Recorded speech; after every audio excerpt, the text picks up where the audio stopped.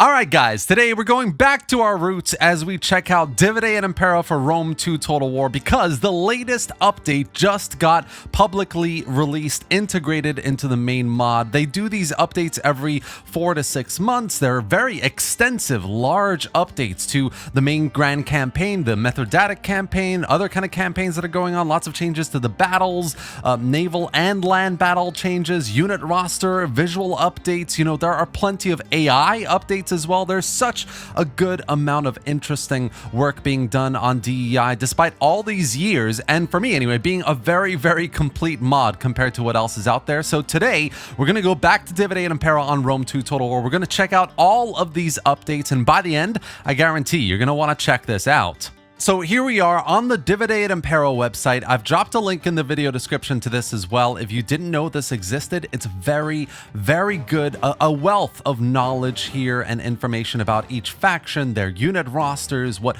units you can get access to when, the reform system, etc. for each of these cultures and factions. So highly recommend you check this out. This is a long list of changes and updates here to the mod. We're not going to go through absolutely everything, and there are plenty more, hundreds more that haven't been listed here.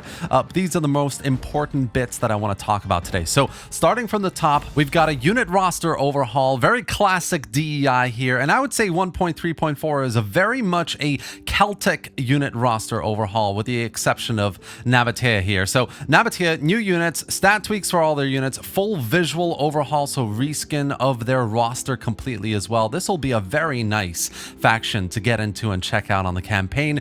Dacian roster overhaul as well. So Gate unit roster visuals and stat overhauled, updated AI Dacian roster with a full visual overhaul as well, minor tweaks to AI Dacian units to distinguish roles on the battlefield. So lots of work on these cultures and factions as well.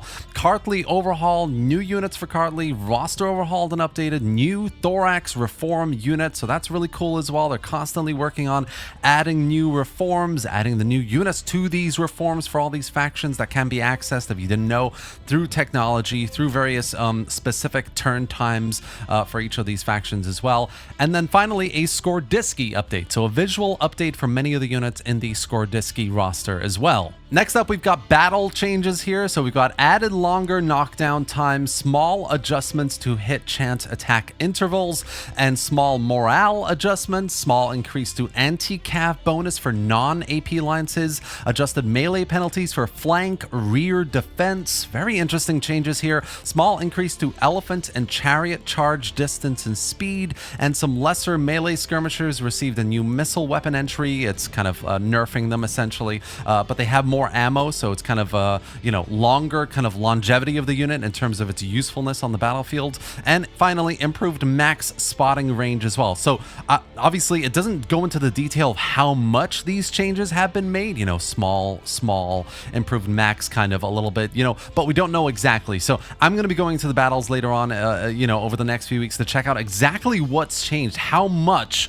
of a difference each of these adjustments have been made. I mean, small morale adjustments could mean anything, but you know, morale, DEI is very slow and tactical anyway compared to vanilla Rome 2 and other mods like it in Rome 2, Attila, etc. So it'll be very interesting to see exactly how much of a difference, a change has been made to the battle side of the mod here. Next up, we've got some unit card updates. So we've got updated unit cards for the Celts, Iberians, Germans, Iceni, Diadochi, Massalia, Pergamon, Nabatea, Saba, Kartli, Gate, and the Morians. That is a very large number of factions and cultures here that I've gotten unit card updates. So that is actually super impressive, very much worth checking out in game. And then we've got Rise of the Republic changes. So if you didn't know this, guys, in the latest couple updates, the DEI team, especially through the modders Q Sartorius and Summary as well, they've been working on the Rise of the Republic, making this more of a DEI campaign as well now. So fixed various ROTR factions not properly recruiting navies, that's quite cool. Changed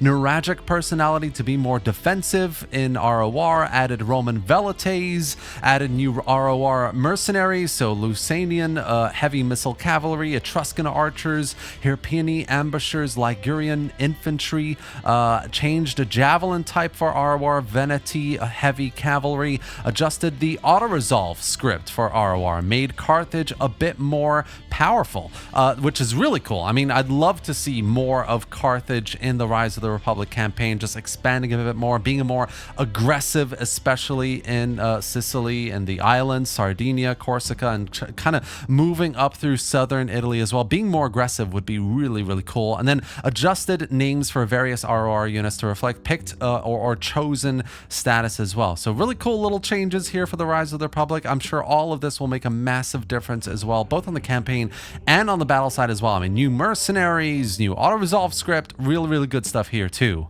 And then next we've got unit changes. So these are much more specific to the other kind of unit changes that we've seen so far. Roster overhauls, visual stat changes as well. All these are much more general, but these are much more specific. So new sword axe mix weapon entries for various barbarian units. Stats are a mix of existing sword and axe weapons, giving higher damage but less AP. Adjusted Lugii recruitment options between main buildings and barracks. Lugii sword bodyguard now available pre-reform, and there's a new heavy cavalry bodyguard post-reform.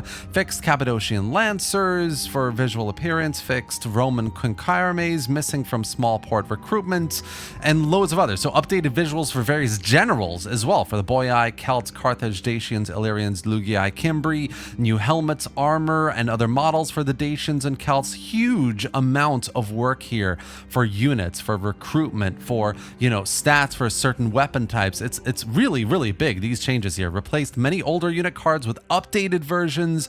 Visual update for the Lolaian units. Hopefully I pronounced that right. Update for the Iweriu, Edetani, Aravaci, Galatian rosters. This is massive, actually. Visual update for various AI Celtic factions and units and foreign rosters. Various updates for barbarian generals for most factions. Hundreds of other smaller fixes and changes here as well. So very impressive roster of changes for units, and loads more, obviously, under the hood that we don't know about yet either. And then, of course, we've got campaign changes as well. Mechanics, stats, AI behavior, all of that. So fixed population system not properly working in multiplayer games. This is a big change as well. Changed AI Greek colony factions to prefer liberating or subjugating over occupying. Changed several ancillaries or ankylaries. God, I always get that wrong. To make more interesting options and combinations.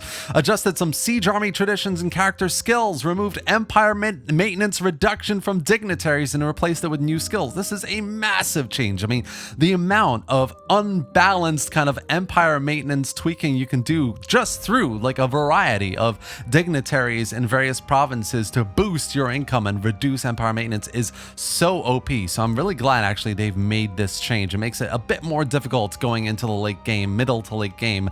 Adjusted resources, trade, and strategic values. Changed various building effects to create different synergies. Lowered total admiral fleets allowed at higher Imperium levels. This is quite interesting too. Fixed Iberian technologies, unlocking, you know, various fixes. Media Magna province having the wrong weather settings. Increased chances of banditry events, and that kind of ties into the food negative from banditry as well. This is quite interesting as well. All this a little kind of reading between the lines, just making the campaign a little bit more difficult, right? So it's quite cool. Updated Alexander's appearance and fixed battle version as well. I'll have to have a look at that. I really liked the old Alexander appearance, so it'll be interesting to see how they've updated that. Updated Pyrrhus and Ahsoka in the GC with custom look, and updated the Grand Campaign and Rise of the Republic overlay maps to improve path location, city locations, and legibility. Summaries maps on the overlay for the GC for ROTR. Hopefully he does this for the other campaigns as well.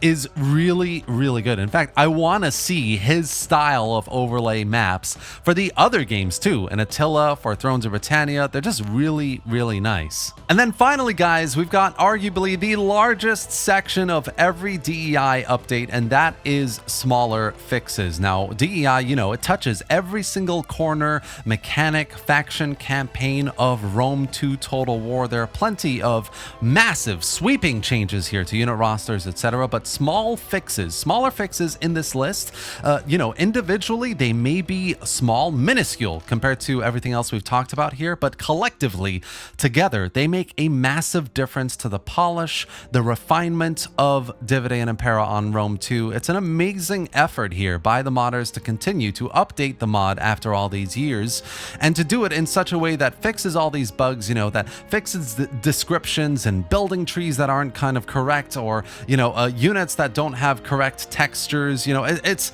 absolutely amazing. So I just want to, you know, I'm not going to go through each individual one here, each individual line, but I just want to do a massive shout out to the DEI mod team for making all this effort, for, you know, doing huge sweeping changes to unit rosters and how AI performs, how battles actually work mechanically as well, but also just fixing those little issues that aren't quite right, those bugs, those descriptions, those everything, to make it a properly polished and well done mod here. Love it. I absolutely love it. This is one of the main reasons why I love DEI. So keep it up, guys. Thank you so much. And that's essentially it for today, guys. So the new DEI update is publicly available. The patch notes are down below in the video description. Your Steam mod kind of should update automatically when you go in there. Rome 2 should get an update, just FYI. So you don't need to do anything as long as you're subscribed to the main mod. And yeah, I've really enjoyed playing it. I've really enjoyed checking out the patch notes as well. I really hope you enjoyed this video and found it informative. If you did, give it a like and drop any thoughts or questions in the comment section below. Let me know what you think of the latest update, what you'd like to see next out of DEI, and thanks for watching, guys. I'll see you next time.